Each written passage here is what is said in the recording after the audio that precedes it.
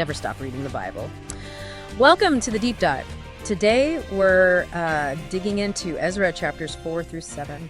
Yeah, these chapters, they give such a really grounded look at rebuilding the Jerusalem temple after the exile. It wasn't easy. No, not at all. We often think of this like triumphant return, which it was in a way, but these chapters really throw us right into the complications.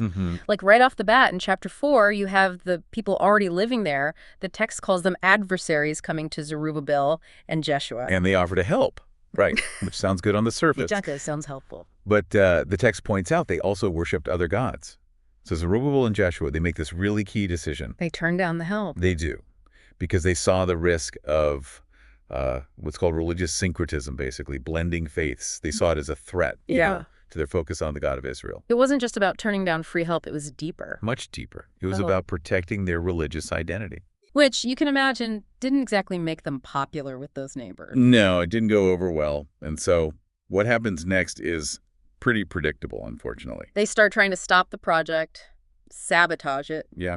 Chapter 4 lays it out. They go straight to the Persian kings, specifically King Artaxerxes, making arguments against the rebuilding. Saying what? Like, if they finish the temple and walls, they'll rebel, stop paying taxes. Exactly that. It was a really clever political move, actually, playing on the empire's fear of instability, reminding the king about past troubles in that area. And it worked. Sadly, yes. Yeah. King Artaxerxes issues an order. Stop all construction. Halt everything. Wow. And that halt lasted for, nearly 14 years, just silence at the building site? Yeah, imagine that pause. It really shows how outside pressure can just derail things, even really important projects. But the story doesn't end there. Things take a turn in chapter 5. Some new voices appear. They do. We get the prophets Haggai and Zechariah showing up, and their role is crucial. They step in, they encourage the people, they urge Zerubbabel and Jeshua, get back to work on the temple. Providing that spark they needed. Exactly. It really makes you think about, the power of just encouragement when things look bleak. Okay, so they restart. But the opposition is still there, right? They don't just give up. Not at all. They challenge their authority again, like, who said you could rebuild this? And they send another letter, this time to the next king, Darius. Asking him to check the records, see if King Cyrus really authorized this in the first place. Precisely. So chapter 6 tells us what Darius does. He orders a big search of the royal archives. And wouldn't you know it, they find it. Cyrus's original decree. It was there all along. That's incredible. And Darius doesn't just confirm it. He goes further. He tells the adversaries, leave them alone. Stop interfering. And get this, he orders them to actually provide resources from the royal treasury to help finish the job. Talk about a complete reversal, from active opposition to mandated support. It's quite the turnaround. It really underscores how sometimes truth and, historical facts can win out eventually. So with that royal backing, chapter 6 says the temple gets finished pretty quickly after that. Yes, relatively quickly. And then there's this joyful dedication ceremony. They celebrate Passover. A huge moment for them. A real sign of their perseverance and, what they believed was God's faithfulness through it all. Definitely. Then chapter 7 shifts gears a bit, and we finally meet Ezra himself.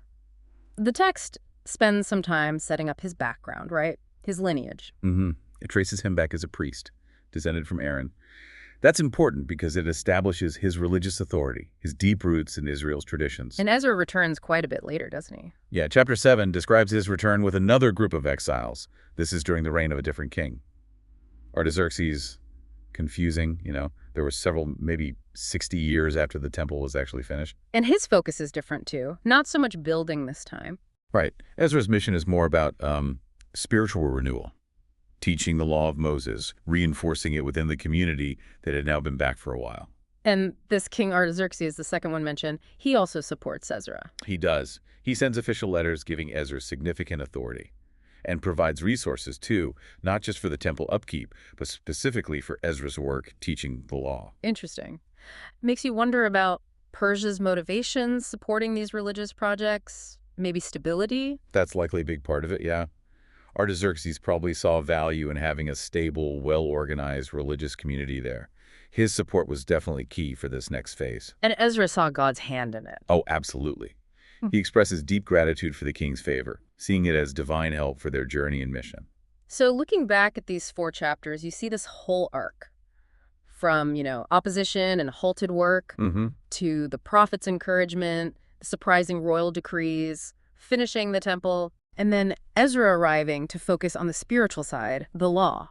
It's a really full picture of the community's struggles and successes. It really is. It wasn't just about bricks and mortar. It was about rebuilding their faith, their identity as a people after exile. And you see both sides, don't you? The human effort, the political maneuvering, the hard work. And alongside that, their deep conviction that God was working through it all, through kings, through prophets, through setbacks and victories. It's a story full of, well, both struggle and hope. From the Center Studio.